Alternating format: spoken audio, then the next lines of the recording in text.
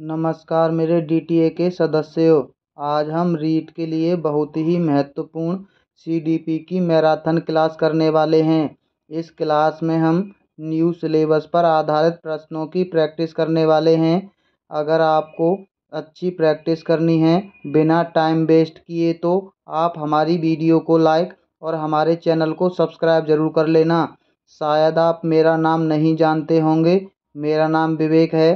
तो चलिए समय वेस्ट ना करते हुए सीधा प्रैक्टिस करते हैं। दोस्तों, इनमें से किसने बहुबुद्धि का सिद्धांत प्रस्तावित किया? पहला ऑप्शन है हार्वर्ड गार्डनर ने, फ्राइड ने, बिने ने या थर्स्टन ने। दोस्तों, इसको हमेशा के याद रखने के लिए आप जीवन में कभी नहीं भूलोगे। इसके लिए दो तरीके हैं। पहला तरीका है दोस्तों बहु। बहु किसकी होती है? नर की। दोस्तों, नर होता है पुरुष और बहू होती है नारी, यानी नर की बहू होती है। दोस्तों, आप इसको ऐसे याद रख सकते हैं। और दोस्तों, आप इसको ऐसे भी याद रख सकते हैं, जब चीज़ें बहू का मतलब है दोस्तों यहाँ बहुत सारी, और बहुत सारी जब चीज़ें होती हैं तो वो पढ़ने में हार्ड होती हैं।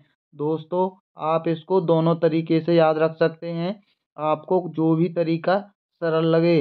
दोस्तों, इसका सही जवाब है ऑप्शन पहला, हार्वर्ड गार्डनर। अगला प्रश्न है, डिसलेक्सिया कहते हैं। पहला है पढ़ने में कठिनाई को, बर्तनी में लिखने में कठिनाई को, गणित समझने में कठिनाई को, प्रतिस्पर्धा में कठिनाई को। दोस्तों, इसका सही जवाब है पढ़ने में कठिनाई को। दोस्तों, इसको कैसे याद रख सकते हैं, हम आपको हर बार बताते हैं। आप लोगों ने सबने देखा होगा लक्स साबुन, और लक्स साबुन पर लिखा रहता है लक्स इस प्रकार से, और देखने में दोस्तों कैसा लगता है? ये लगता है लुक्स जैसा, और पढ़ते हम इसको लक्स हैं। दोस्तों, पढ़ने संबंधी समस्या यानी लुक्स से लक्स, और इसको देख लीजिए लेक्सिया। दोस्तों, डिसलेक्सिया पढ़ने संबंधी कठिनाई। अगला प्रश्न है, बुद्धि लब्धि निकालने का सूत्र है। दोस्तों, पहला ऑप्शन है MA/CA गुणा 100, या CA/MA गुणा 100, या CA गुणा 100/MA, MA गुणा BA गुणा 100। दोस्तों, इसका जो सही जवाब है वो है MA/CA गुणा 100।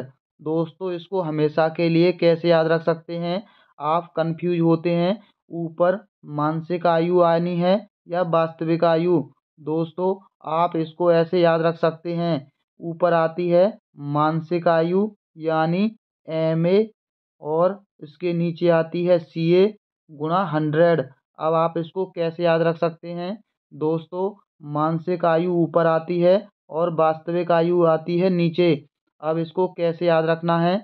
दोस्तों, जो चीज़ वास्तविक होती हैं हम उनको लोगों को नहीं दिखाते, यानी हमारे अंदर की वास्तविकता को हम हर किसी को नहीं दिखाते हैं, यानी उनको हम नीचे दबा के रखते हैं।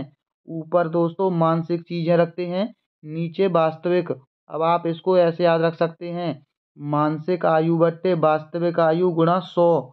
अगला प्रश्न है, बच्चों को मुफ्त और अनिवार्य शिक्षा का अधिकार किस अधिनियम के अंतर्गत आता है? पहला प्रश्न है पहला ऑप्शन है दोस्तों 2009 के, 2012 के, 2005 के, 2010 के।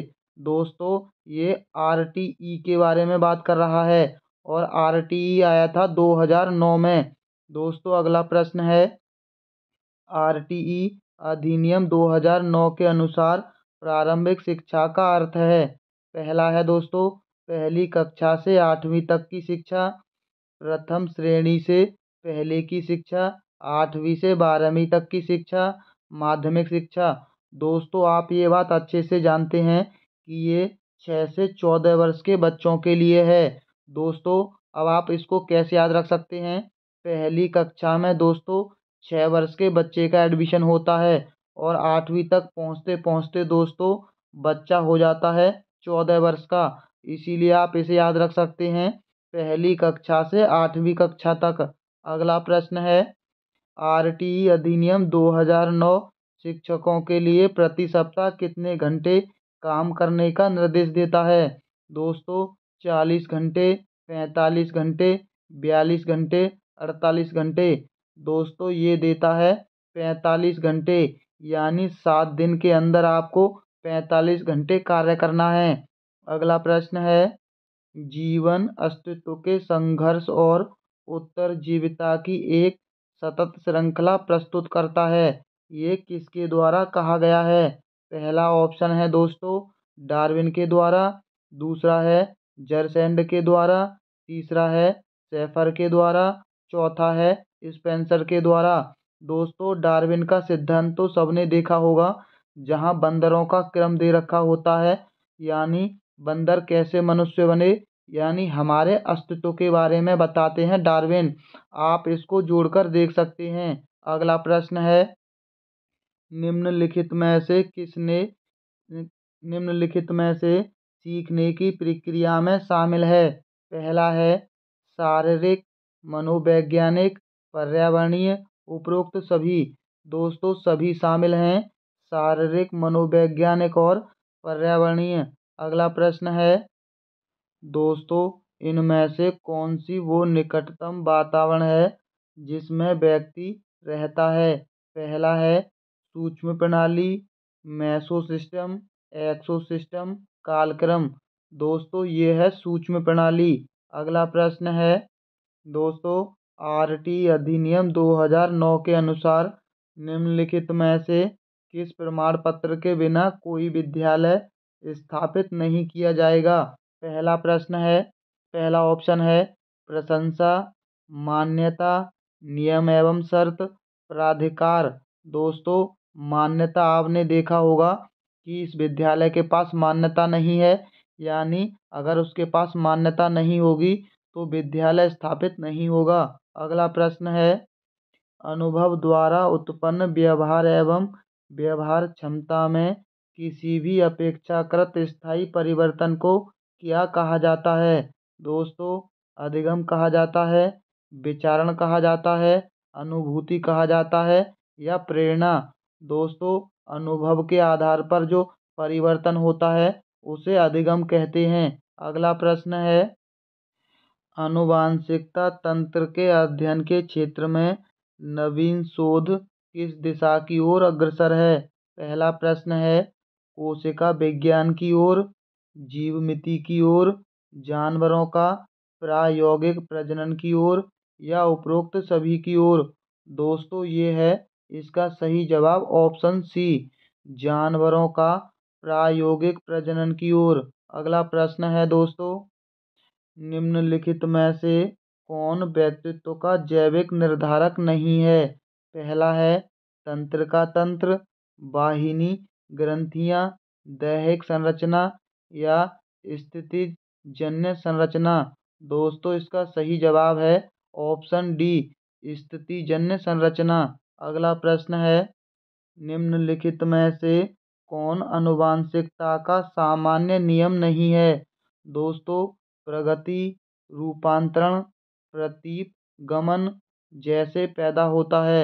दोस्तों इसका सही जवाब है ऑप्शन ए, प्रगति। अगला प्रश्न है, वैज्ञानिक अनुसंधान करने की दिशा में निम्नलिखित में से कौन सा एक कदम नहीं है? पहला है एक समस्या की अवधारणा, दूसरा है शोधन शोध निष्कर्ष, तीसरा है आधार सामग्री एकत्र करना, चौथा है गतिशील दृष्टिकोण। दोस्तों गतिशील दृष्टिकोण इसका सही जवाब है। दोस्तों अब तो आपको पता चल गया होगा कि हम फालतू की बातों में बिल्कुल भी समय बर्बाद नहीं करते हैं। तो चलिए दोस्तों, इसके लिए आपका लाइक करना तो बनता है। दोस्तों सबसे पहले आप हमारी वीडियो को लाइक और हमारे चैनल को सब्सक्राइब जरूर कर लेना। तो चलिए चलते हैं अगले प्रश्न पर।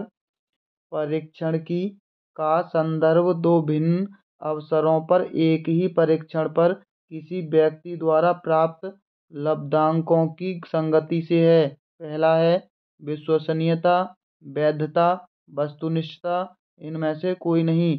दोस्तों इसका सही जवाब ऑप्शन ए है, विश्वसनीयता। दोस्तों वैसे ये तीनों चीज़ें परीक्षण की विशेषता होती हैं। अगला प्रश्न है, शिक्षक को मानसिक रूप से विक्षिप्त लोगों को निर्देश देते समय यह ध्यान रखना चाहिए कि वे, पहला प्रश्न ऑप्शन है, परीक्षा उत्तीर्ण करने में सक्षम है।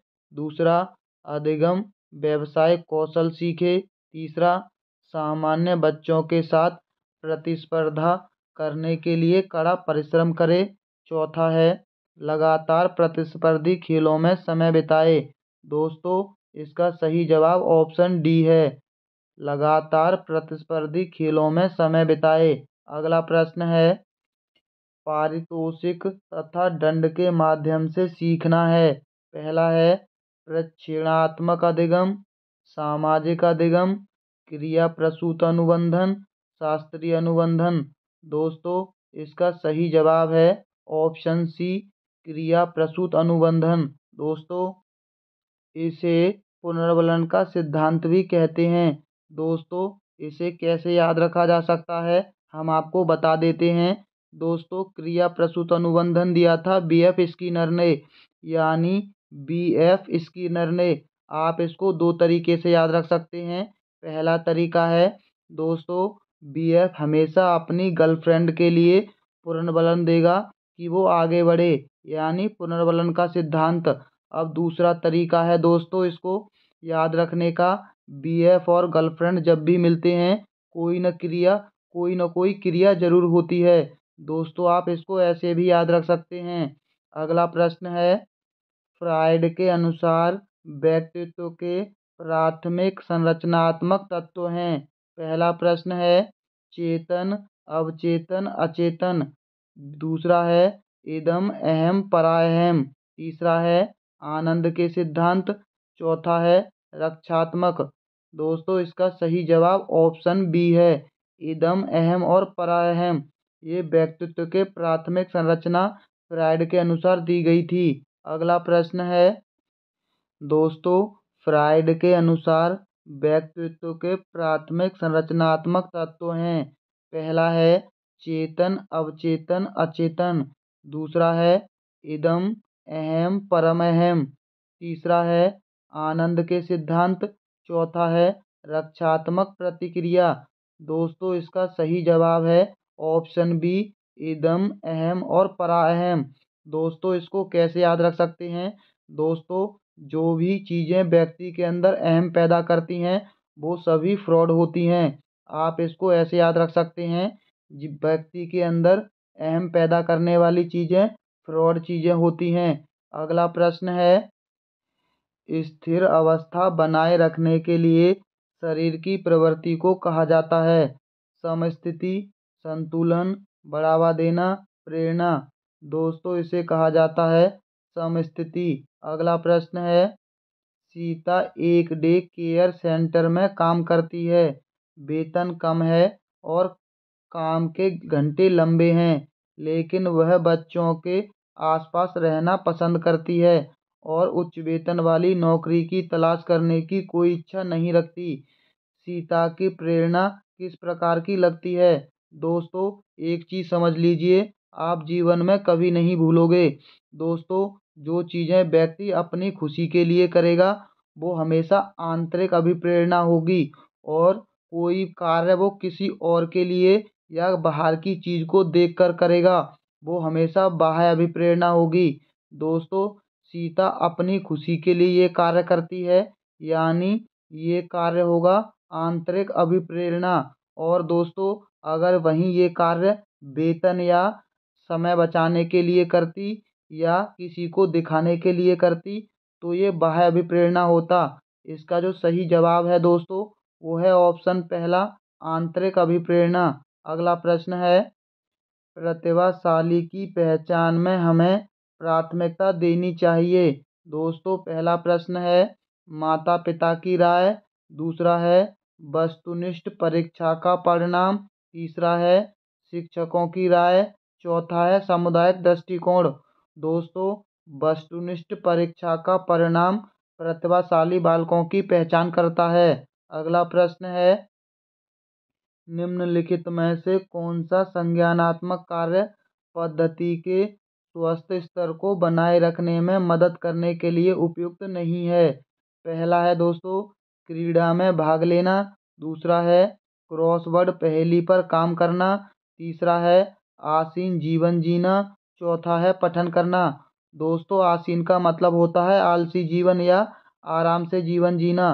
दोस्तों, ये संज्ञानात्मक विकास के लिए कारगर साबित नहीं होता है। अगला प्रश्न है, पियाजे के द्वारा दिए गए संज्ञानात्मक विकास के सिद्धांत में निम्नलिखित में से कौन सा विकास का प्रमुख काल नहीं है। पहला है संवेदी प्रेरक स्थिति। दूसरा पूर्व संक्रियात्मक स्थिति। चक्रीय चरण। औपचारिक प्रचालन। दोस्तों, इसका सही जवाब है ऑप्शन सी, चक्रीय चरण। जीन पियाजे यानी संज्ञानात्मक विकास के अंदर नहीं आता है। दोस्तों, संवेदी प्रेरक स्थिति होती है 0 से 2 वर्ष तक, और पूर्व संक्रियात्मक स्थिति होती है 2 से 7 वर्ष तक। दोस्तों, 7 से जो 11 वर्ष तक अवधि होती है उसे मूर्त संक्रियात्मक बोलते हैं, और औपचारिक संक्रियात्मक होती है 11 से अधिक के लिए।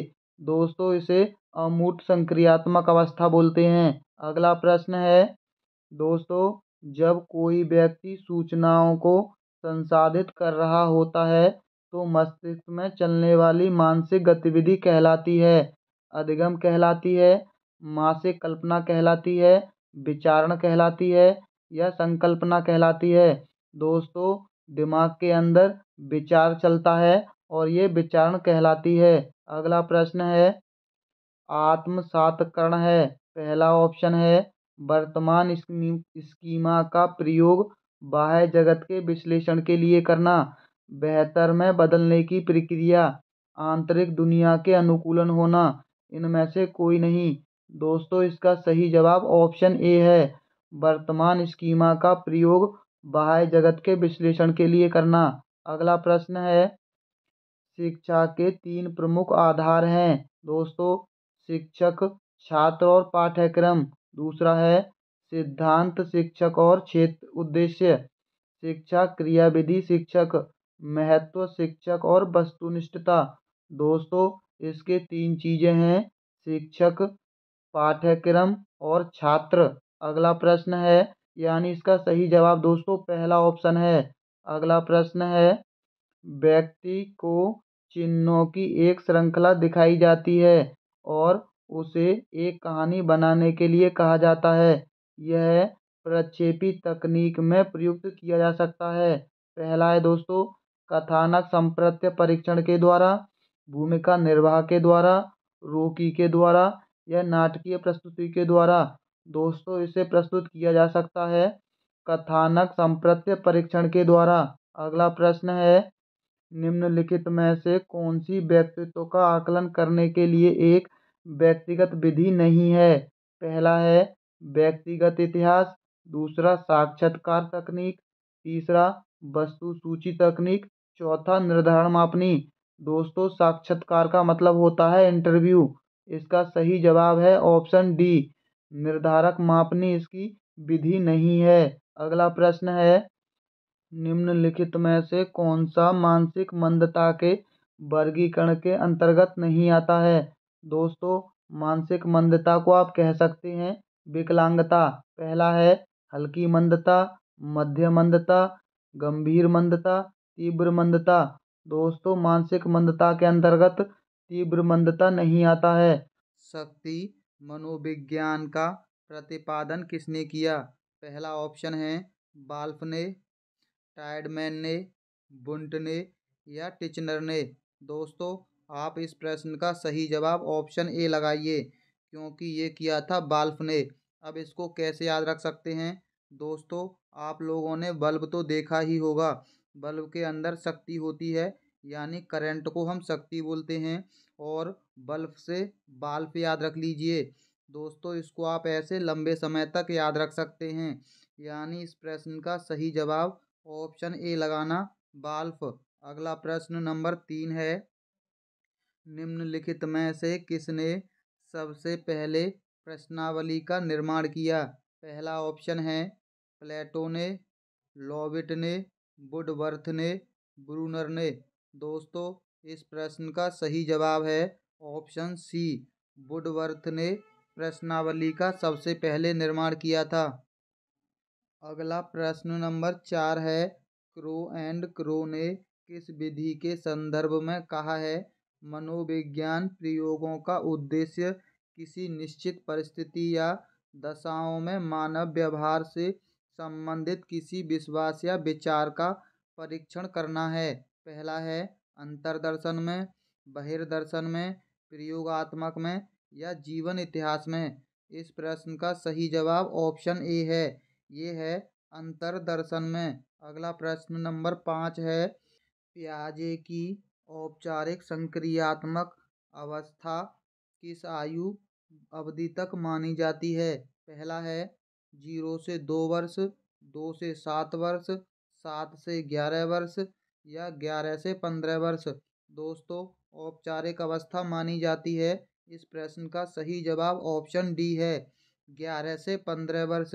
0 से 2 वर्ष की अवस्था मानी जाती है संवेदी अवस्था। दोस्तों, 0 से 2 वर्ष की संवेदी मानी जाती है और 2 से 7 वर्ष की मानी जाती है पूर्व अवस्था यानी पूर्व संक्रियात्मक अवस्था, और ये मानी जाती है 7 से 11 की मूर्त संक्रियात्मक अवस्था। ये चारों अवस्थाएं दे रखी हैं जीन प्याजे की। अगला प्रश्न है, खेलों के माध्यम से बालक में कौन सा गुण विकसित होता है? पहला ऑप्शन है सामाजिकता का, दूसरा ऑप्शन है नैतिकता का, तीसरा है व्यावसायिकता का, चौथा है भौतिकता का। दोस्तों, इस प्रश्न का जो सही जवाब है वो है ऑप्शन पहला, सामाजिकता का विकास होता है। अगला प्रश्न है, प्रश्न नंबर 7 है, मनोविज्ञान को सर्वप्रथम विज्ञान का दर्जा दिलाने वाली विधि है? पहला है अंतर्दर्शन विधि, दूसरा बहिर्दर्शन विधि, तीसरा प्रयोगात्मक विधि, चौथा जीवन इतिहास। दोस्तों, इस प्रश्न का सही जवाब ऑप्शन सी है, ये है प्रयोगात्मक विधि। दोस्तों, इसको कैसे याद रख सकते हैं? दोस्तों, विज्ञान विषय में आपको अलग और विषयों की अपेक्षा क्या मिलता है? प्रयोग करने को। अगला प्रश्न है, निम्नलिखित में से संज्ञानवादी पद्धति के जनक हैं? दोस्तों, संज्ञानवादी पहला है वाटसन, जीन प्याजे व ब्रूनर, कोहलर व कोफका, कोई नहीं। अभी आपने पढ़ा था जीन प्याजे के संज्ञानात्मक विकास, यानी इस प्रश्न का सही जवाब ऑप्शन बी है, जीन प्याजे व ब्रूनर। अगला प्रश्न नंबर 9 है, गर्भ में बालक को विकसित होने में कितने दिन लगते हैं? 150 दिन, 280 दिन, 390 दिन या 460 दिन। दोस्तों, 9 माह लगते हैं माँ के गर्भ में बच्चे को विकसित होने में, और 9 माह लगा लीजिए, एक दिन में, एक माह में 30 दिन का एवरेज होता है, यानी 30 का गुणा 9 में करेंगे तो ये होता है 270 दिन। दोस्तों, 270 दिन के आसपास है 280, यानी आप इसका सही जवाब 280 लगा दीजिए। बालक को विकसित होने में 280 दिन का समय लगता है। अगला प्रश्न है, बहिर्दर्शन विधि का प्रतिपादन किया? पहला ऑप्शन है जेबी वॉटसन ने, दूसरा ऑप्शन है बुंट ने, तीसरा है स्टाउट ने, चौथा है स्किनर ने। दोस्तों, इस प्रश्न का सही जवाब ऑप्शन ए है, जेबी वॉटसन ने किया था बहिर्दर्शन विधि का। सन यानी बच्चा हमेशा घर के बाहर रहता है। अगला प्रश्न देख लीजिए, साइकिल चलाने वाला व्यक्ति स्कूटर चलाना सीख लेता है, यह है? पहला है दोस्तों शून्य स्थानांतरण, लंबवत स्थानांतरण, ऋणात्मक स्थानांतरण, धनात्मक स्थानांतरण। दोस्तों, एक चीज जान लीजिए, अगर कोई व्यक्ति पहले से कोई चीज जानता है और वो कोई चीज नई सीखता है, अगर पुरानी चीज उसमें सहायता करती है तो वहाँ धनात्मक होता है, अगर सहायता नहीं करती वहाँ ऋणात्मक होता है, और कोई सहायता नहीं करता है, दोनों एक दूसरे से कोई संबंध नहीं है, तो वहाँ शून्य होता है। दोस्तों, जो व्यक्ति साइकिल चलाना जानता है स्कूटर आसानी से सीख लेता है, यानी साइकिल का फायदा स्कूटर सीखने में उसे मिलता है, यानी ये हो गया धनात्मक। और अगर कोई बॉलर है वो बैटिंग अच्छी नहीं करता है या बॉलिंग से उसके बैटिंग पर कोई प्रभाव नहीं पड़ता, तो वहाँ शून्य स्थानांतरण। और अगर कोई बंदा मोटरसाइकिल चलाना जानता है जिसके गियर पीछे को पड़ते हैं और अगर वो कोई और मोटरसाइकिल चलाता है जिसके गियर आगे को पड़ते हैं तो उसमें थोड़ी दिक्कत होती है उसे, वहाँ होता है ऋणात्मक स्थानांतरण। अगला प्रश्न है, अंतः निरीक्षण विधि के प्रतिपादनकर्ता माने जाते हैं। पहला है दोस्तों वुंट, स्टाउट, मैकडूगल, स्किनर। इस प्रश्न का सही जवाब ऑप्शन ए है। वुंट अंतः निरीक्षण विधि के प्रतिपादक हैं। प्रश्न नंबर 13 है, किस मनोवैज्ञानिक ने अपने 3 वर्षीय पुत्र का अध्ययन किया था? पहला है पेस्टोलॉजी ने किया, या वॉटसन ने किया, स्टेनली हॉल ने किया, या जेम्स सल्ली ने किया। दोस्तों अपने 3 वर्षीय पुत्र का अध्ययन जो किया था वो किया था पेस्टोलॉजी ने। अगला है, किशोरावस्था बड़े संघर्ष, तनाव एवं तूफान की अवस्था है, यह किसने कहा? दोस्तों थॉर्नडाइक ने, स्किनर ने, फ्राइड ने, या स्टेनली हॉल ने। दोस्तों इस प्रश्न का सही जवाब ऑप्शन डी है, स्टेनली हॉल। इसको लंबे समय तक कैसे याद रख सकते हैं? दोस्तों आप जब भी हॉल में जाते हैं मूवी देखने, किशोर ज़्यादा जाते हैं, दोस्तों आप जब भी मूवी देखने जाते हैं तो आप मॉल के अंदर या हॉल के अंदर तूफान मचा के आते हैं। अगला प्रश्न है, अपनी आत्मा में देखना ही अंतः दर्शन है, उक्त कथन है। पहला है टिचनर का, स्टाउट का, मैकडूगल का, या स्किनर का। दोस्तों ये प्रश्न का सही जवाब ऑप्शन ए है, टिचनर का। दोस्तों इसको कैसे याद रख सकते हैं? अगर किसी का ब्रेकअप हो जाता है तो आप उसे टिंच मत कीजिए, यानी अपने अंतर मन में पहले झांक लीजिए। अगला है, टीएटी व्यक्तित्व परीक्षण की कौन सी विधि का प्रकार है? पहला है दोस्तों व्यक्तिनिष्ठ विधि, अप्रक्षेपी विधि, अर्ध प्रक्षेपी विधि, या प्रक्षेपी विधि। दोस्तों टीएटी व्यक्तित्व परीक्षण की कौन सी विधि का प्रकार है? प्रक्षेपी विधि का। अगला है प्रश्न नंबर 17, बालक का विकास होता है। पहला ऑप्शन है सिर से पैर की ओर, पैर से सिर की ओर, दोनों की ओर, या इनमें से कोई नहीं। दोस्तों इस प्रश्न का सही जवाब है ऑप्शन ए, सिर से पैर की ओर। इस विकास को बोलते हैं सिरा पदाभिमुख विकास। अगला है, शिक्षा मनोविज्ञान अध्ययन करता है। पहला है आत्मा का धार्मिक परिस्थितियों में, दूसरा है मानव व्यवहार का शैक्षणिक परिस्थितियों में, तीसरा है चेतना का सीमित परिस्थितियों में, या मस्तिष्क का बौद्धिक परिस्थितियों में। दोस्तों शिक्षा मनोविज्ञान अध्ययन करता है, ऑप्शन बी। यहाँ करता नहीं दोस्तों, करता वाला दूसरा आएगा। इसका सही जवाब ऑप्शन बी है, मानव व्यवहार का शैक्षणिक परिस्थितियों में अध्ययन करता है। अगला प्रश्न है, राष्ट्रीय मानसिक विकलांग संस्थान स्थित है। पहला है फैजाबाद में, हैदराबाद में, लखनऊ में, या कानपुर में। दोस्तों इस प्रश्न का सही जवाब ऑप्शन बी है, हैदराबाद के अंदर है मानसिक विकलांग संस्थान। अगला प्रश्न है, भारत में प्रथम मनोवैज्ञानिक प्रयोगशाला की स्थापना हुई। पहला ऑप्शन है 1915 में, 1916 में, 1917 में, या 1918 में। इस प्रश्न का सही जवाब है ऑप्शन बी, 1916 में इसकी स्थापना हुई थी। अगला प्रश्न है, विकास के संबंध में गलत कथन बताना है। पहला है विशिष्ट से सामान्य की ओर सार्वभौमिक प्रक्रिया है, दिशा सिर से पैर की ओर होती है, वर्तुलाकार है। दोस्तों ये अभी पढ़ा था आपने, ये भी बिल्कुल सही है, और वर्तुलाकार गति होती है, ये भी सही है। सामान्य विकास का सिद्धांत जो होता है वो सामान्य से विशिष्ट की ओर होता है, ना कि विशिष्ट से सामान्य की ओर, यानी पहला ऑप्शन गलत दे रखा है। प्रश्न नंबर 22 है, टालमैन का चिन्ह अधिगम का सिद्धांत अन्य किस नाम से जाना जाता है? पहला है चिन्ह गेस्टाल्ट सिद्धांत, चिन्ह सार्थकता सिद्धांत, या प्रत्याशा सिद्धांत, सप्रयोजन व्यवहारवाद, या उपरोक्त सभी। दोस्तों टॉलमैन का चिन्ह अधिगम का सिद्धांत इन सभी नामों से जाना जाता है, चिन्ह गेस्टाल्ट सिद्धांत के नाम से भी, चिन्ह सार्थकता सिद्धांत या प्रत्याशा सिद्धांत के नाम से, सप्रयोजन व्यवहारवाद के नाम से। अगला प्रश्न है, प्रयोगात्मक मनोविज्ञान का जनक कहा जाता है? विलियम वुंट को, विलियम जेम्स को, अरस्तू को, कोई नहीं। दोस्तों प्रयोगात्मक का कहा जाता है विलियम वुंट को। अगला प्रश्न है, वोल्फगैंग कोहलर द्वारा अंतर्दृष्टि सूझ का सिद्धांत अधिगम का प्रयोग कब किया गया? पहला है 1921 में, 1922 में, 1917 में या 1920 में। दोस्तों कोहलर ने अंतर्दृष्टि अधिगम के सिद्धांत का प्रयोग किया था 1920 में। प्रश्न नंबर 25 है, गर्भाधान काल की अवस्था नहीं है?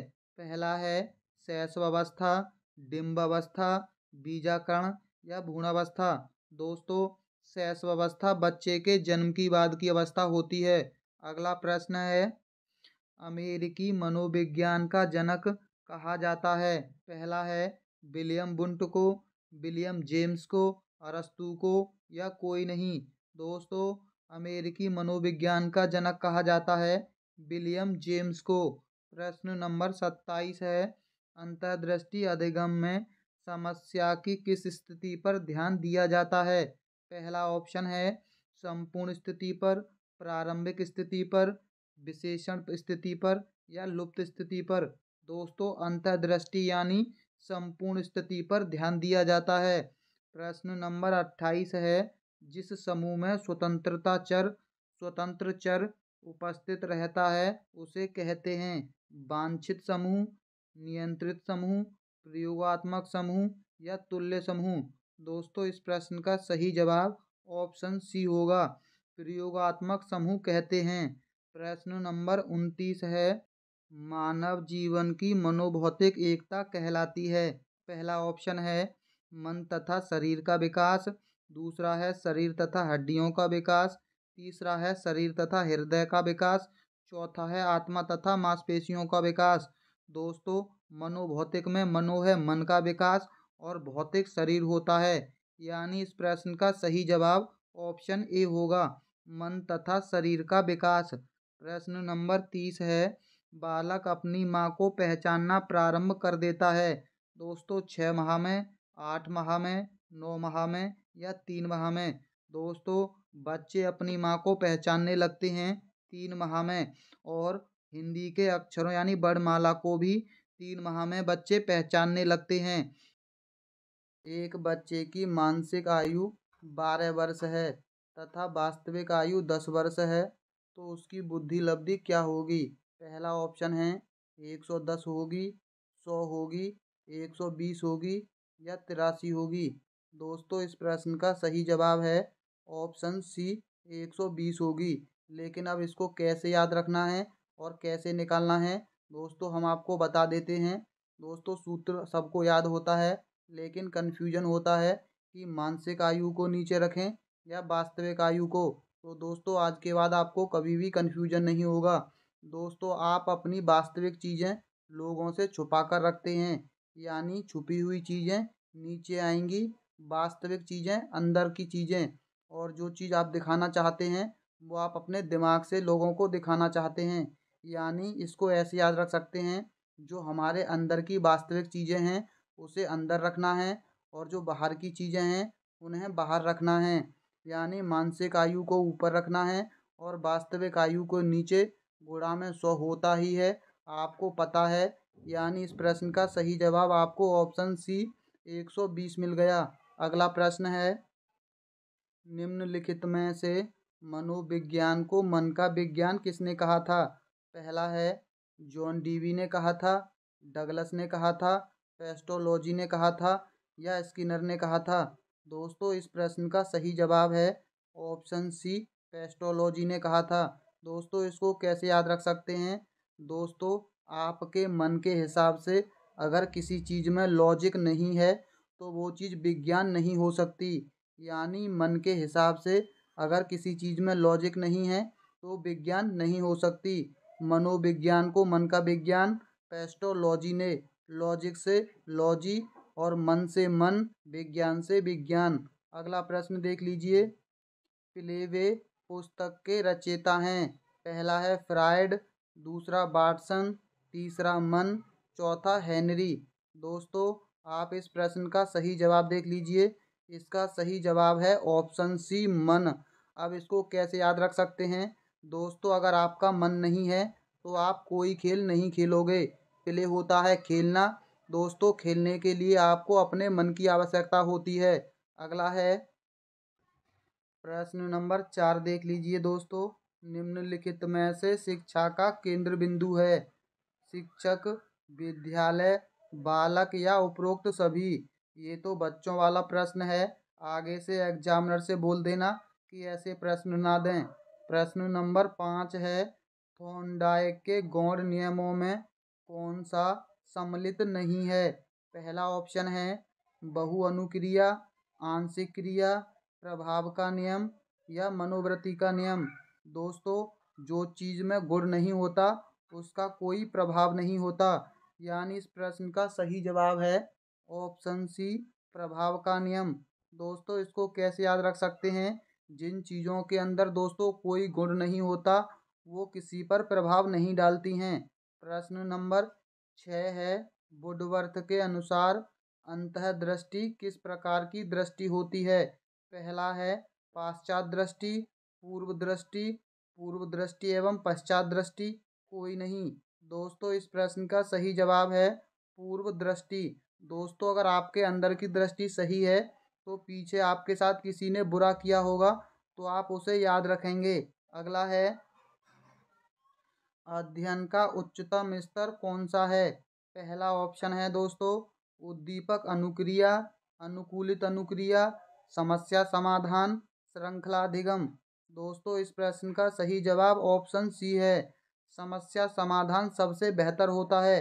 दोस्तों, आपको अगर हमारे प्रश्नों में बताई गई चीज़ें पसंद आई हों तो आप हमारी वीडियो को लाइक और हमारे चैनल को सब्सक्राइब जरूर कर लेना, क्योंकि हम आपके लिए ऐसी ही प्रैक्टिस लाते रहेंगे। फालतू की चीज़ों में समय बर्बाद करने से अच्छा है आप हमारी वीडियो को लाइक और हमारे चैनल को सब्सक्राइब कर लें। वाटसन ने मनोविज्ञान को किस प्रकार का विज्ञान माना है? पहला है अशुद्ध विज्ञान, दूसरा आंशिक विज्ञान, तीसरा शुद्ध विज्ञान, चौथा व्यवहार का शुद्ध विज्ञान। दोस्तों, इस प्रश्न का सही जवाब है ऑप्शन डी, व्यवहार का शुद्ध विज्ञान। इस प्रश्न को कैसे याद रख सकते हैं दोस्तों? किसी का भी सन हो उसके सन का व्यवहार हमेशा शुद्ध लगता है उसे, चाहे उसका व्यवहार कितना भी गंदा हो, लेकिन अपने बेटे का व्यवहार सबको शुद्ध ही लगता है। अगला है, किस मनोवैज्ञानिक के अनुसार विकास एक सतत और धीमी प्रक्रिया है? दोस्तों, कोलसैनिक के द्वारा, पियाजे, स्किनर या हरलॉक? दोस्तों, स्किनर के द्वारा विकास एक सतत एवं धीमी प्रक्रिया है। अगला है, जिस व्यवहार में व्यक्ति दूसरों के व्यवहार को देखकर सीखता है क्या कहलाता है? सामाजिक अधिगम, अनुकूलन अधिगम, प्रायोगिक अधिगम या आकस्मिक अधिगम? दोस्तों, समाज में ऐसी चीज़ें सीखता है बच्चा। प्रश्न नंबर 11 है, मनोविज्ञान के संबंध में मैकडूगल की परिभाषा है? पहला है मनोविज्ञान आचरण एवं व्यवहार का यथार्थ विज्ञान है, दूसरा है किसी व्यक्ति के जन्म से लेकर वृद्धावस्था तक के अधिगम अनुभव का वर्णन एवं धारणा ही मनोविज्ञान है। मनोविज्ञान शिक्षा का आधारभूत विज्ञान है। मुझे कोई बच्चा दो और बताओ कि उसे क्या बनाऊं? दोस्तों, इस प्रश्न का सही जवाब है ऑप्शन पहला, मनोविज्ञान आचरण एवं व्यवहार का यथार्थ विज्ञान है। ये परिभाषा थी मैकडूगल की। दोस्तों, आचरण और व्यवहार कभी भी दोगला नहीं होना चाहिए।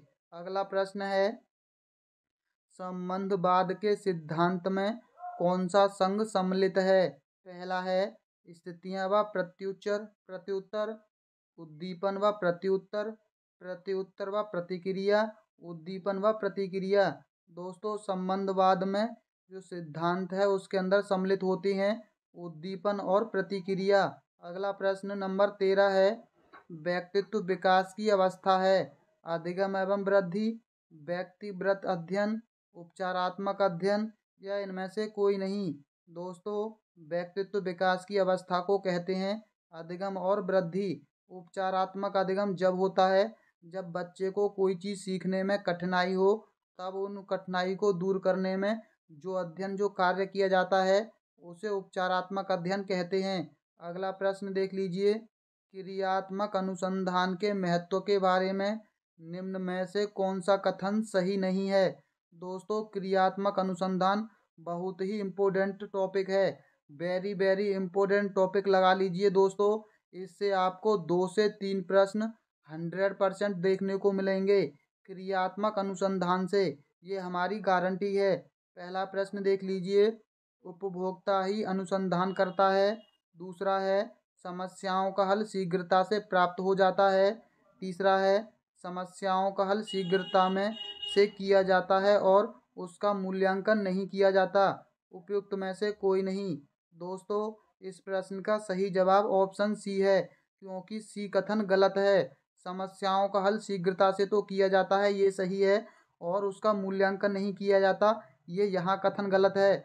इसका मूल्यांकन भी किया जाता है, यानी इसका मूल्यांकन नहीं किया जाता, इसलिए ये गलत हो गया। सी इसका सही जवाब होगा। प्रश्न नंबर 15 देख लीजिए। अच्छा अधिगम निर्भर करता है शिक्षक पर, छात्रों की रुचि पर, उपयुक्त शिक्षण पर, सभी पर। दोस्तों, सभी पर करेगा। शिक्षक पर भी, छात्रों की रुचि पर भी, उपयुक्त शिक्षण पद्धति पर भी। अगला प्रश्न देख लीजिए। बच्चे के संज्ञानात्मक विकास हेतु उत्तम स्थान है खेल का मैदान, सभागार, घर या विद्यालय एवं कक्षा का वातावरण। दोस्तों, संज्ञानात्मक विकास कक्षा के अंदर होता है, यानी कक्षा का वातावरण अच्छा होना चाहिए। अगला है विकास में वृद्धि से तात्पर्य है ज्ञान में वृद्धि, संवेग में वृद्धि, वजन में वृद्धि, आकार, सोच समझ और कौशलों में वृद्धि। दोस्तों, डी इसका सही जवाब है, आकार, सोच समझ और कौशलों में वृद्धि। प्रश्न नंबर 18 है। जेपी गिलफोर्ड के अनुसार अधिगम है। पहला है सोच में परिवर्तन, ज्ञान का सर्जन, अनुभव प्राप्त करना, व्यवहार में परिवर्तन। दोस्तों, गिलफोर्ड के अनुसार व्यवहार में परिवर्तन है। प्रश्न नंबर 19 है। बाल विकास का अध्ययन क्षेत्र है। पहला है बाल विकास की विभिन्न अवस्थाओं का अध्ययन, बिल्कुल सही कथन है दोस्तों। वातावरण का बाल विकास पर पड़ने वाले प्रभावों का अध्ययन, ये भी बिल्कुल सही कथन है। व्यक्तिक भिन्नताओं का अध्ययन, ये भी सही कथन है, यानी इस प्रश्न का सही जवाब ऑप्शन डी होगा। उपरोक्त सभी कथन सही हैं। प्रश्न नंबर 20 है।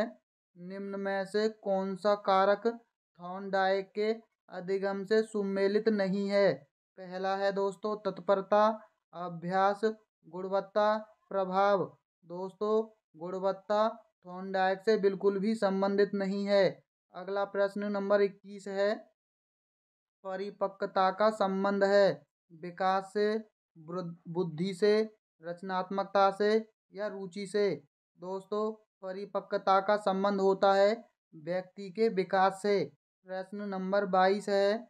निम्न में से कौन सा कथन विकास के बारे में सत्य नहीं है। पहला कथन है विकास अंतःक्रिया का फल होती है, बिल्कुल सही कथन है। विकास एक व्यक्तिगत श्रृंखला का अनुगामी है, ये भी सही कथन है। विकास विशिष्ट से सामान्य की ओर होता है। दोस्तों, ये कथन गलत है। विकास एक व्यक्तिगत प्रक्रिया है, ये भी कथन सही है, यानी ए, बी और डी कथन सही हैं। सी इसका गलत जवाब है और इसीलिए इसका सही जवाब भी ऑप्शन सी होगा। दोस्तों, विकास विशिष्ट से सामान्य की ओर नहीं बल्कि सामान्य से विशिष्ट की ओर बढ़ता है। प्रश्न नंबर 23 है। निम्नलिखित में से कौन पियाजे के अनुसार बौद्धिक विकास का निर्धारक तत्व नहीं है। दोस्तों, नहीं की बहुत बड़ी वैल्यू है रीट के अंदर, आप विशेष ध्यान देना। नहीं वाले प्रश्न सबसे अधिक पूछे जाते हैं। पहला ऑप्शन है सामाजिक संचरण, अनुभव, संतुलीकरण, उपयुक्त में से कोई नहीं। इस प्रश्न का जो सही जवाब है वो है ऑप्शन ए, सामाजिक संरक्षण। ये जीन पियाजे के अनुसार सही नहीं है।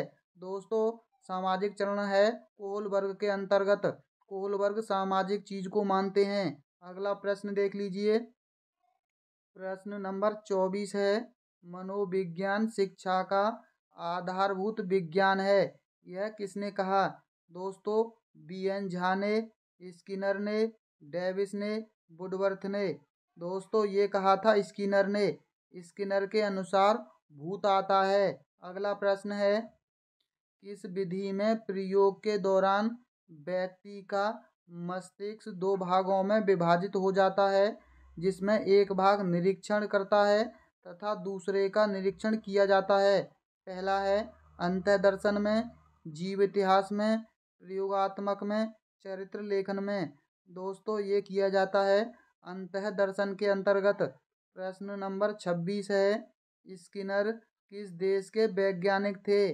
जापान के, अमेरिका के, इंग्लैंड के, इटली के?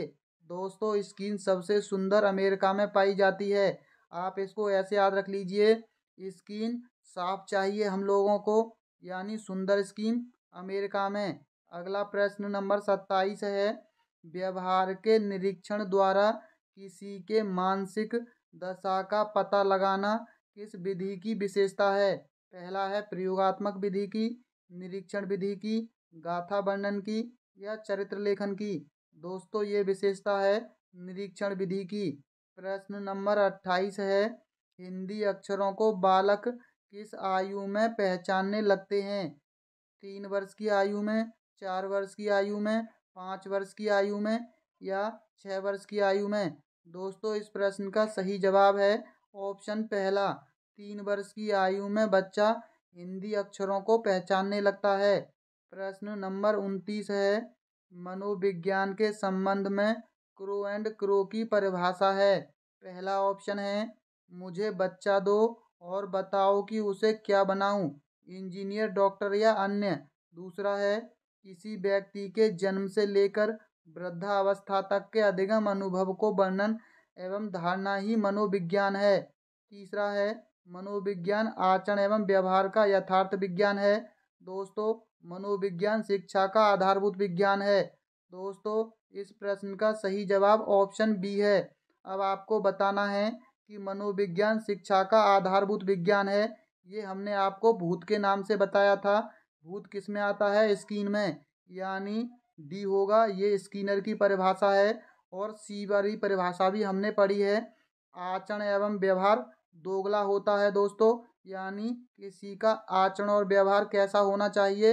दोगला नहीं होना चाहिए। यानी मैकडूगल की परिभाषा है ऑप्शन सी वाली। मनोविज्ञान आचरण एवं व्यवहार का यथार्थ विज्ञान है। और दोस्तों, अभी पढ़ा था भूत वाली, यानी स्किनर। स्किनर की परिभाषा डी है, सी परिभाषा है मैकडूगल की और बी परिभाषा है क्रो एंड क्रो की। दोस्तों, आपको सर्च करके बताना है कि ये परिभाषा किसकी है। मुझे बच्चा दो और बताओ कि उसे क्या बनाऊं, इंजीनियर, डॉक्टर या अन्य। ये परिभाषा किसकी है, ये आपको हमें बताना है। प्रश्न नंबर 30 देख लीजिए दोस्तों, मनोविज्ञान को आत्मा का विज्ञान किसने कहा? अरस्तू ने, वॉटसन ने, रूसो ने, वुंट ने? दोस्तों, ये कहा था अरस्तू ने। इस प्रश्न को दोस्तों कैसे याद रख सकते हैं?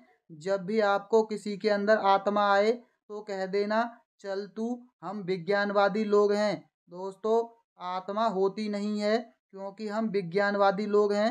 चल तू यहाँ से, हमें बेवकूफ़ मत बना। दोस्तों, अरस्तू, आप इसको ऐसे याद रख सकते हैं। मनोविज्ञान व्यवहार एवं अनुभव का विज्ञान है। यह कथन किसका है? दोस्तों, स्किनर का है, वुडवर्थ का है, मैकडूगल का है या वाटसन का है? दोस्तों, इस प्रश्न का सही जवाब ऑप्शन ए है, स्किनर का। अब इसको कैसे याद रख सकते हैं दोस्तों? हमेशा के लिए अपनी दोस्त की स्किन को टच करके व्यवहार और अनुभव आपका बेस्ट होता है, यानी बेस्ट तरीका है। अपने दोस्त की स्किन को टच कीजिए, व्यवहार और अनुभव को हमेशा के लिए याद रख लीजिए। स्किनर ने कहा था व्यवहार और अनुभव का विज्ञान है। अगला प्रश्न देख लीजिए, मनोविज्ञान आचरण एवं व्यवहार का यथार्थ विज्ञान है। यह कथन किसका है?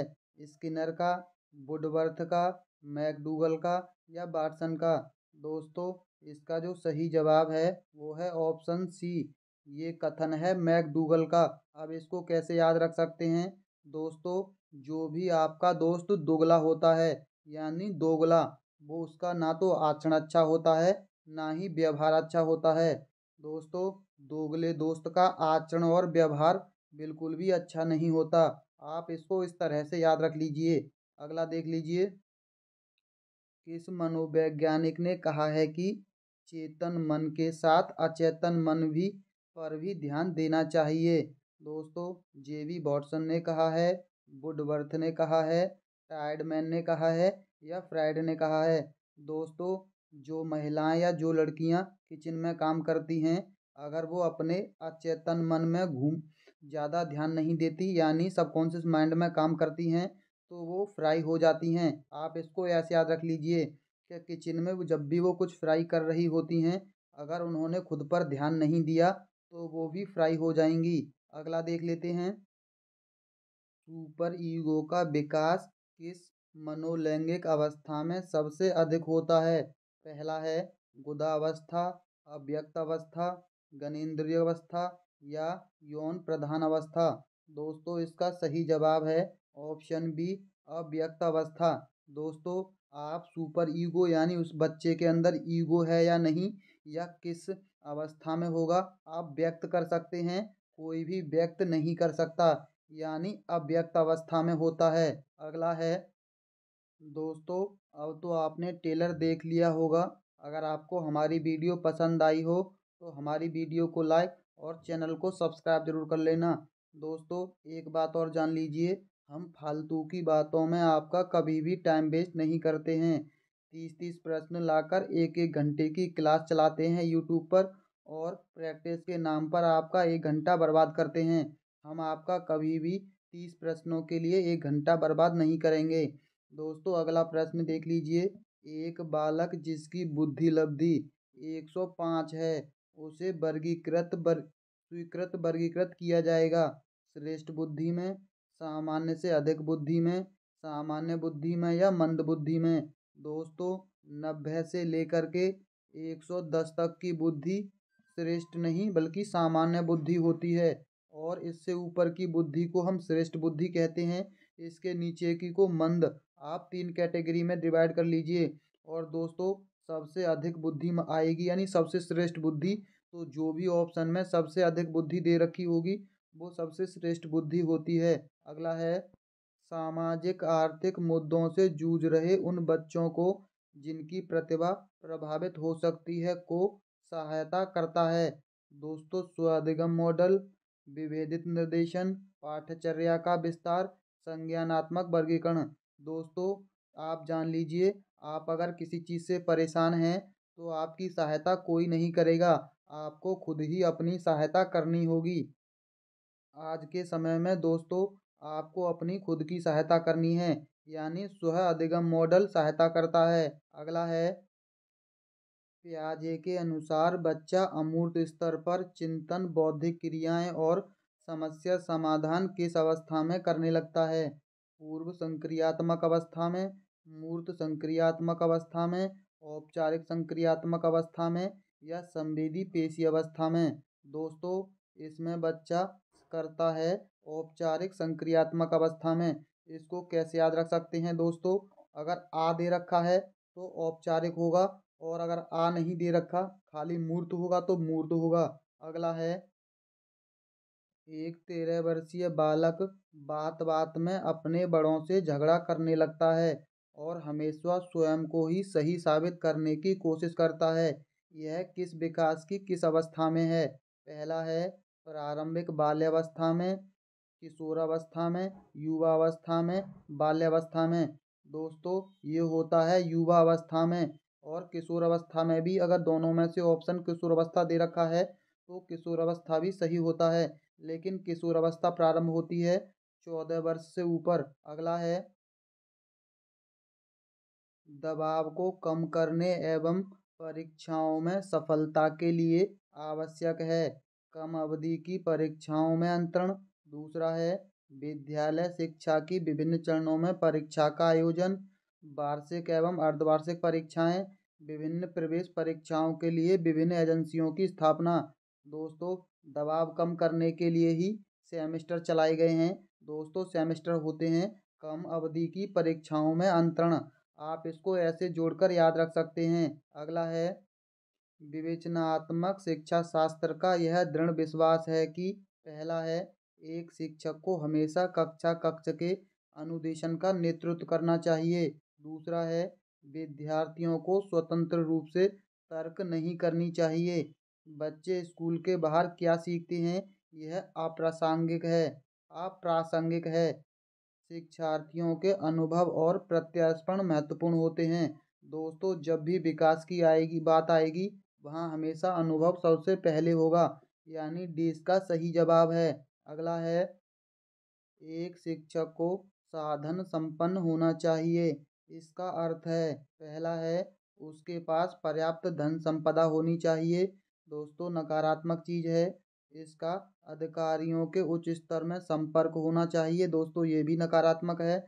उन्हें अपने विद्यार्थियों की समस्याओं को हल करने का पर्याप्त ज्ञान होना चाहिए। दोस्तों इसका सी सही जवाब है। चौथा भी चेक कर लीजिए। विद्यार्थियों के बीच उनकी प्रसिद्धि होनी चाहिए। अगला प्रश्न है दोस्तों व्यक्तिगत शिक्षार्थी एक दूसरे से किस में भिन्न होते हैं? विकास की दर में, विकास क्रम में, विकास की सामान्य क्षमता में, वृद्धि एवं विकास के सिद्धांतों में। दोस्तों विकास की दर में ये एक दूसरे से भिन्न होते हैं। ये प्रश्न अब तक पता नहीं कितने अनगिनत बार पूछा जा चुका है। मन का मानचित्रण संबंधित है बोध बढ़ाने की तकनीक से, साहसिक कार्य की क्रिया योजना से, मन का चित्र बनाने से, मन की क्रियाशीलता पर अनुसंधान से। दोस्तों मन का मानचित्रण होता है मन की क्रियाशीलता पर अनुसंधान से। अगला है एक शिक्षक विद्यार्थियों में सामाजिक मूल्यों को विकसित कर सकता है। पहला है महान व्यक्तियों के बारे में बोलकर। दूसरा है अनुशासन की अनुभूति को विकसित कर, आदर्श रूप में बर्ताव कर, उन्हें अच्छी कहानियां सुनाकर। दोस्तों खुद आदर्श रूप का बर्ताव करेगा तो बच्चे ज़्यादा अच्छे से सामाजिक मूल्य सीखेंगे। अगला है विद्यार्थियों को विद्यालय में खेलना क्यों उचित है? पहला है यह उन्हें शारीरिक रूप से सशक्त बनाएगा। दोस्तों बिल्कुल सही है। यह शिक्षकों के लिए काम आसान करेगा। यह समय बिताने में सहायक होगा। यह संयोगी एवं शारीरिक संतुलन का विकास करेगा।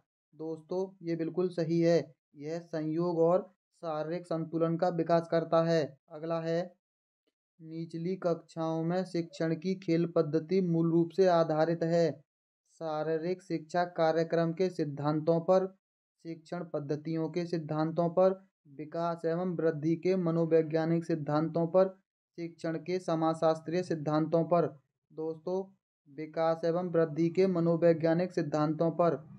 आपकी कक्षा में कुछ छात्र अति मेधावी हैं, आप उन्हें किस तरह पढ़ाएंगे? कक्षा के साथ, उच्च कक्षा के साथ, समृद्धिकरण कार्यक्रमों के द्वारा, जब जब वे चाहें। दोस्तों उन्हें पढ़ाएंगे समृद्धिकरण कार्यक्रमों के द्वारा। अगला है व्यक्तिक विभिन्नताओं के मिलन के संबंध में एक अध्यापक की भूमिका होनी चाहिए। पहला है दोस्तों व्यक्ति के दृष्टिकोण, अभिरुचियों और योग्यताओं को जानने के प्रयास। दोस्तों बिल्कुल सही है। व्यक्ति आधारित पाठ्यक्रमों को उनकी आवश्यकता के अनुसार समझने की कोशिश। दोस्तों ये भी सही है। उपरोक्त दोनों, यानी इसका सही जवाब दोस्तों उपरोक्त दोनों होगा। अगला है घटना और वस्तुओं के बारे में एक बच्चा तार्किक रूप से सोच सकता है। पियाजे के चरणों के संबंध में सही कथन है। सेंसरी दोस्तों संवेदी वाला, 0 से 2 वर्ष वाला। प्रारंभिक संचालन 2 से 7 वर्ष वाला। मूर्त संचालन 7 से 11 वर्ष वाला। औपचारिक 11 से ऊपर वाला। दोस्तों अब देख लीजिए यहाँ बच्चा तार्किक सोच रहा है, यानी मूर्त चीज़ों के बारे में, और इसका सही जवाब होगा मूर्त संचालन प्रक्रिया। दोस्तों इसका सही जवाब ऑप्शन सी मूर्त संचालन प्रक्रिया होगा। अगला है बच्चों की जिज्ञासा शांत करनी चाहिए। पहला है जब शिक्षक फुर्सत में हो, जब विद्यार्थी फुर्सत में हो, कुछ समय के पश्चात, तत्काल जब विद्यार्थी द्वारा जिज्ञासा की गई हो। दोस्तों तुरंत ही, उनकी जिज्ञासा को शांत करना चाहिए। अगला है, आधुनिक मनोविज्ञान के जनक माने जाते हैं स्किनर, विलियम जेम्स वुडवर्थ या विल्हेम वुंट। दोस्तों, इसका सही जवाब है ऑप्शन डी, वुंट साहब। विल्हेम वुंट साहब इसके आधुनिक मनोविज्ञान के जनक माने जाते हैं। अब इसको कैसे याद रख सकते हैं दोस्तों? दोस्तों, आज के समय में हम घर को क्या कहते हैं? होम। यानी आधुनिक तरीके से घर को होम कहते हैं। और आधुनिक मनोविज्ञान, होम, इसको ऐसे जोड़ सकते हैं। अगर इसका आपको कोई और तरीका अच्छा से पता है तो आप हमें कमेंट बॉक्स में शेयर कर दीजिए। अगली बार हम आपका वही तरीका और लोगों को बता देंगे। अगला प्रश्न देख लीजिए दोस्तों। शिक्षण विधियों तथा शिक्षण नीतियों के अंतर होता है। पहला है प्रारूप का, सिद्धांतों का, उद्देश्य का या पाठ्य वस्तु का। दोस्तों, विधियों और नीतियों में उद्देश्य का अंतर होता है। अगला प्रश्न देख लीजिए। फ्राइड के अनुसार असामान्य व्यवहार का मौलिक कारण है। दोस्तों, प्रतिगमन, आंशिक दमन, पूर्ण दमन या कोई नहीं। दोस्तों, आपका व्यवहार अच्छा नहीं होगा जब आपका कोई आंशिक रूप से दमन करेगा। दोस्तों, पूर्ण रूप से दमन करता है तो आप समझ लीजिए दोनों के बीच दरार आ जाएगी, रिश्ता नहीं चलेगा। अगर व्यवहार थोड़ा खराब कब होता है? ऊपर नीचे, जब आंशिक रूप से आपका दमन होता है। आप इसको ऐसे याद रख लीजिए। अगला है, बाल केंद्रित शिक्षा की अवधारणा मनोविज्ञान के किस संप्रदाय ने दी? पहला है गेस्टाल्टवादियों ने, रचनावादियों ने, मनोविश्लेषणवाद ने या व्यवहारवाद ने। दोस्तों, ये दी थी मनोविश्लेषणवाद ने। अगला है, एक बच्चे की बुद्धि वृद्धि और विकास के अध्ययन की सर्वाधिक अच्छी विधि कौन सी है? दोस्तों, मनोविश्लेषणात्मक विधि, तुलनात्मक विधि, विकासीय विधि या सांख्यिकी विधि। दोस्तों, विकास की बात है तो विकासीय विधि होगी। अगला है, शिक्षा के संकुचित अर्थ में शिक्षा प्रदान की जाती है। दोस्तों, संकुचित का मतलब होता है निश्चित, निश्चित स्थान पर, प्रत्येक समय पर या जीवन पर्यंत, उपरोक्त सभी। दोस्तों, संकुचित का अर्थ जब निश्चित होता है तो निश्चित स्थान पर दी जाती है। अगला है, बालकों को रुचि, शारीरिक मानसिक योग्यता तथा भिन्नताओं का ध्यान किस प्रकार के शिक्षण में रखा जाता है? दोस्तों, बहुकक्षीय शिक्षण में, मनोविज्ञान शिक्षण में, सामूहिक शिक्षण में या उपरोक्त सभी में। दोस्तों, सभी के अंदर बच्चों की शारीरिक मानसिक योग्यता तथा विभिन्नताओं का ध्यान रखा जाता है। अगला है, गार्डनर ने 7 बुद्धि का अधिमान निर्धारित किया, इनमें से कौन सा नहीं है? दोस्तों, स्थान संबंधी बुद्धि, भावात्मक बुद्धि, अंतर्व्यक्तित्व बुद्धि या भाषात्मक बुद्धि। दोस्तों, इसका है भावात्मक बुद्धि। दोस्तों, गार्डनर 7 दिन पढ़ाने के बाद बोलते हैं, मेरी भावनाओं का कोई ध्यान नहीं रखता।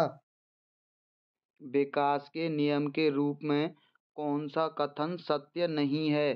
पहला है, विकास के लिए प्रत्येक अवस्था समान रूप से महत्वपूर्ण है। दूसरा है, विकास परिपक्वता तथा सीखने का परिणाम होती है। विकास में व्यक्तिगत भिन्नताएं होती हैं। विकास के प्रारूप पूर्व अनुमेय होते हैं। इस प्रश्न का सही जवाब ऑप्शन पहला होगा, क्योंकि पहला कथन गलत है। विकास के प्रत्येक अवस्था समान रूप से महत्वपूर्ण होती है, ये कथन गलत है। प्रत्येक अवस्था महत्वपूर्ण नहीं होती। प्रश्न नंबर 2 है, नैतिक विकास का सिद्धांत किसके द्वारा प्रतिपादित किया गया था? पहला है, रॉबर्ट जे हेविंगहर्ट्स के, लॉरेंस कोहलबर्ग के, एलिजाबेथ हरलॉक के, लेव वाइगोत्स्की के। इस प्रश्न का सही जवाब है ऑप्शन बी, लॉरेंस कोहलबर्ग के। इस प्रश्न को लंबे समय तक याद रखने का तरीका है, लॉरेंस बिश्नोई का नाम तो सभी लोगों ने सुना होगा। अब आप उनको ऐसे याद रख लीजिए, जो वो काम करते हैं वो नैतिक सिद्धांत पर सही है या नहीं, ये आप खुद डिसाइड कर लीजिए। प्रश्न नंबर 3 है, व्यवसाय चयन में व्यक्तिक विभिन्नताओं को निम्न द्वारा समझाया जाता है। पहला है, संज्ञानात्मक योग्यताओं में अंतर के द्वारा, स्वभावगत प्रवृत्तियों के द्वारा, सांस्कृतिक पृष्ठभूमि में अंतर के द्वारा या अभिक्षमता में अंतर के द्वारा। इस प्रश्न का सही जवाब है ऑप्शन डी, अभिक्षमता में अंतर के द्वारा समझाया जाता है। प्रश्न नंबर 4 है, बाल विकास में वातावरण की भूमिका किसके तरीके के द्वारा सबसे सही रूप में प्रतिबिंबित होती है? पहला है स्वभावगत प्रवृत्तियों के, व्यक्तित्व की प्रकृति के, प्राथमिक प्रतिक्रिया के या आदत निर्माण के। इस प्रश्न का सही जवाब है ऑप्शन डी, आदत निर्माण के तरीके के द्वारा सही रूप में प्रतिबिंबित होती है। प्रश्न नंबर 5 है, व्यक्तित्व का शील गुण सिद्धांत किसने प्रतिपादित नहीं किया? पहला है Paul Costa, Robert McCrae, Raymond Cattell, Hans Eysenck, Gordon Allport. इस प्रश्न का सही जवाब आयोग ने कोई नहीं माना था, यानी ये प्रश्न गलत माना गया था, क्योंकि 1 नंबर आयोग ने सबको कॉमन दिया था। प्रश्न नंबर 6 है, कौन सा व्यक्तित्व परीक्षण नैदानिक निदान के लिए वैध है? पहला है MMPI, दूसरा है 16PF, तीसरा है EPPS TAT। इस प्रश्न का सही जवाब है ऑप्शन पहला, MMPI। अगला प्रश्न नंबर 7 है, रॉबर्ट जे स्टर्नबर्ग द्वारा बुद्धि का कौन सा सिद्धांत प्रस्तावित किया गया? पहला है द्विकारक सिद्धांत, बहुकारक सिद्धांत, त्रिआयामी सिद्धांत या पदानुक्रमिक सिद्धांत। इस प्रश्न का सही जवाब है ऑप्शन तीसरा, त्रयायामी सिद्धांत दिया था जे स्टर्नबर्ग ने। प्रश्न नंबर 8 है, निम्न में से कौन सा बुद्धि का निष्पत्ति परीक्षण है? पहला है जलोटा सामान्य बुद्धि परीक्षण, दूसरा है भाटिया बैटरी परीक्षण, तीसरा है आर्मी एल्फा परीक्षण, चौथा है ड्रॉ ए मैन परीक्षण। इस प्रश्न का सही जवाब है ऑप्शन बी, भाटिया बैटरी परीक्षण। प्रश्न नंबर 9 है, व्यक्तिगत विभिन्नताओं की प्रकृति के लिए निम्न में से कौन सी अवधारणा सत्य नहीं है? पहला है सामान्य संभाव्यता, अधिगम समानता, विचलनशीलता, शील गुणों का अंतर संबंध। इस प्रश्न का सही जवाब है ऑप्शन दूसरा, अधिगम समानता। प्रश्न नंबर 10 है, प्रतिभाशाली बालकों की शिक्षा के लिए कौन सा उपाय प्रासंगिक नहीं है? पहला है पाठ्यक्रम की समृद्धि, दूसरा है उपचारात्मक अध्ययन, तीसरा है श्रेणी उन्नति, चौथा है विशेष कक्षाओं का संचालन। इस प्रश्न का सही जवाब है ऑप्शन दूसरा, प्रतिभाशाली बालकों के लिए उपचारात्मक अध्यापन नहीं होता। प्रश्न नंबर 11 है, कौन सी विकृति अधिगम अक्षमता का एक प्रकार है? पहला है क्रेटिनिज्म, दूसरा ADHD, तीसरा डिसलेक्सिया, चौथा ऑटिज्म। इस प्रश्न का सही जवाब ऑप्शन सी है, डिसलेक्सिया। ये पढ़ने संबंधी विकार से संबंधित है, हम पहले भी आपको बता चुके हैं। इसको याद रखने का तरीका है लक्स साबुन, क्योंकि लक्स साबुन देखने में लुक्स जैसा लगता है। आप इसको देख लीजिए, आपको पढ़ने में ये लुक्स लग रहा होगा, लेकिन हम इसे लक्स पढ़ते हैं। लक्स से लेक्सिया याद रख लीजिए, और पढ़ने में थोड़ी प्रॉब्लम है तो पढ़ने संबंधी विकार होता है डिसलेक्सिया। प्रश्न नंबर 12 है, कुसमायोजन का कौन सा तत्व विशेष रूप से निर्णय लेने में संबंधित है? पहला है तनाव, कुंठा, चिंता, द्वंद्व। इस प्रश्न का सही जवाब है ऑप्शन डी, कुसमायोजन में द्वंद्व तत्व विशेष रूप से निर्णय लेने से संबंधित है। प्रश्न नंबर 13 है, JV गिलफर्ड के अनुसार सृजनात्मक बालकों की विशेषता कौन सी नहीं है? रीट के अंदर नहीं वाले प्रश्न अधिक पूछे जाते हैं। चिंतन में समानुभूति, समस्या के बहुविधि उत्तर, चिंतन में लचीलापन, चिंतन में मौलिकता। इस प्रश्न का सही जवाब ऑप्शन ए है, क्योंकि ए कथन गलत है। चिंतन में समानुभूति नहीं होती। प्रश्न नंबर 14 है, ट्राइसोमी 21 को कहा जाता है। पहला ऑप्शन है क्लाइनफेल्टर संलक्षण, दूसरा है सिकल सेल रोग, तीसरा टर्नर संलक्षण, चौथा डाउन संलक्षण।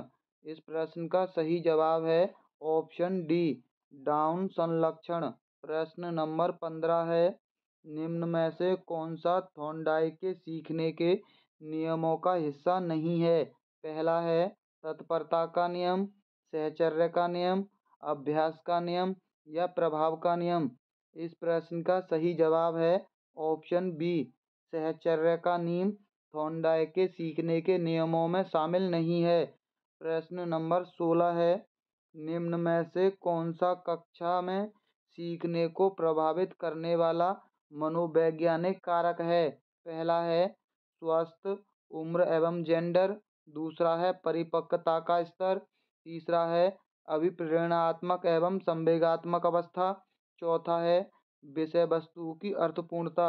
इस प्रश्न का सही जवाब ऑप्शन सी है, अभिप्रेरणात्मक एवं संवेगात्मक अवस्था। अगला प्रश्न नंबर 17 है, अधिगम का अंतःदृष्टि सिद्धांत किसके द्वारा प्रतिपादित किया गया था?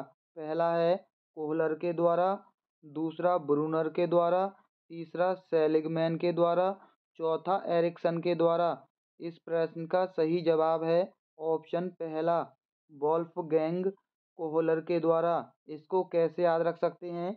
जिसकी अंतःदृष्टि अच्छी होती है वो सभी समस्याओं को हल कर लेता है। अंतःदृष्टि सिद्धांत अच्छा है और समस्याएं हल हो जाती हैं। प्रश्न नंबर 18 है, अधिगम के समस्या समाधान उपागम का अंतिम चरण कौन सा है? पहला है तार्किक क्रम का अनुसरण, दूसरा है संप्रत्यय तथा नियमों का ज्ञान, तीसरा है निष्पादन का सत्यापन, चौथा है क्रियाविधि का प्रदर्शन। इस प्रश्न का सही जवाब है ऑप्शन सी, निष्पादन का सत्यापन। प्रश्न नंबर 19 है, समायोजन के लिए एक युक्ति के रूप में रक्षात्मक युक्तियों के प्रयोग को मौलिक रूप से किसके द्वारा प्रस्तुत किया गया था?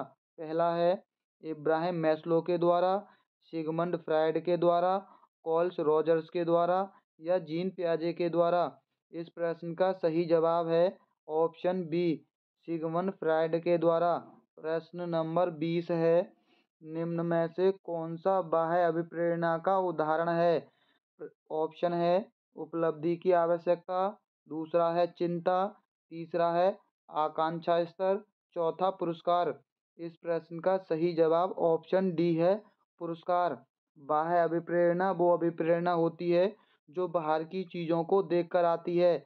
जैसे किसी को देखकर हमें उस जैसा बनने की अभिप्रेरणा, या किसी को खुश करने की अभिप्रेरणा, या कुछ पाने की अभिप्रेरणा। इस तरह की अभिप्रेरणा बाह्य अभिप्रेरणा होती हैं। और आंतरिक अभिप्रेरणा में बच्चा खुद से अपने मन से अपनी खुशी के लिए कोई कार्य करे, वो आंतरिक अभिप्रेरणा होगी। प्रश्न नंबर 21 है, निम्न में से कौन सा शिक्षण के स्तरों के आधार पर शिक्षण का प्रकार नहीं है? पहला है बोध स्तर, प्रदर्शन स्तर, स्मृति स्तर या चिंतन स्तर। इस प्रश्न का सही जवाब ऑप्शन बी है, प्रदर्शन स्तर शिक्षण के आधार पर शिक्षण का प्रकार नहीं है।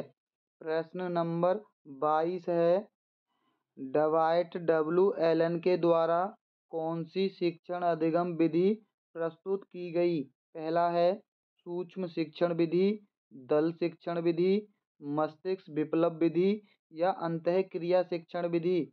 इस प्रश्न का सही जवाब है ऑप्शन ए, सूक्ष्म शिक्षण विधि।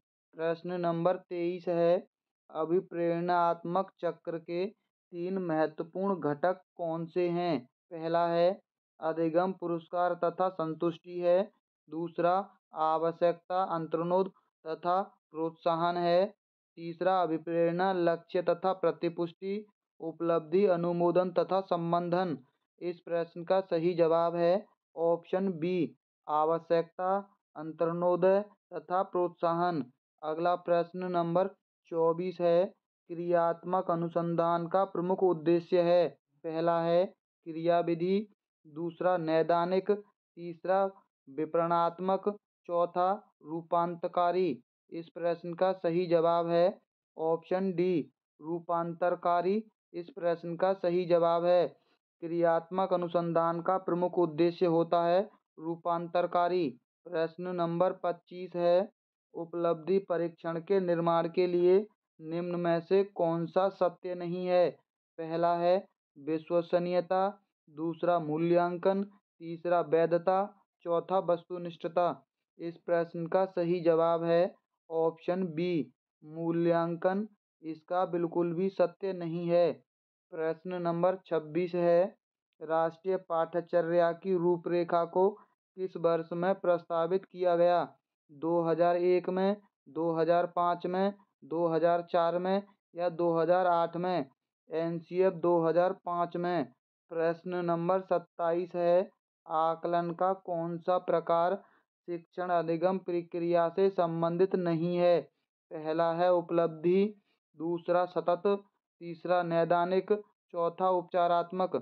इस प्रश्न का सही जवाब है ऑप्शन पहला, उपलब्धि। अगला है, जीन पियाजे के संज्ञानात्मक विकास के सिद्धांत से कौन सी अवधारणात्मक संबंधित नहीं है। पहला है स्कीमा, दूसरा अधिग्रहण, तीसरा आत्मसात्करण, चौथा व्यवस्थापन। इस प्रश्न का सही जवाब है ऑप्शन बी, अधिग्रहण इससे संबंधित नहीं है।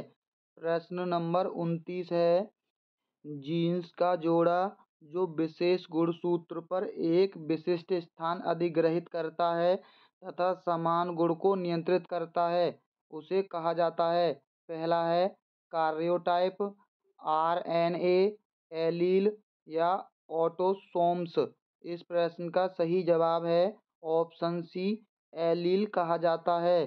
प्रश्न नंबर 30 है, सिगमंड फ्रायड के द्वारा प्रतिपादित मनोलैंगिक विकास की अवस्था निम्न में से कौन सी नहीं है। पहला है फैलिक अवस्था, दूसरा एनल अवस्था, तीसरा एडिपस कॉम्प्लेक्स अवस्था या लेटेंसी अवस्था।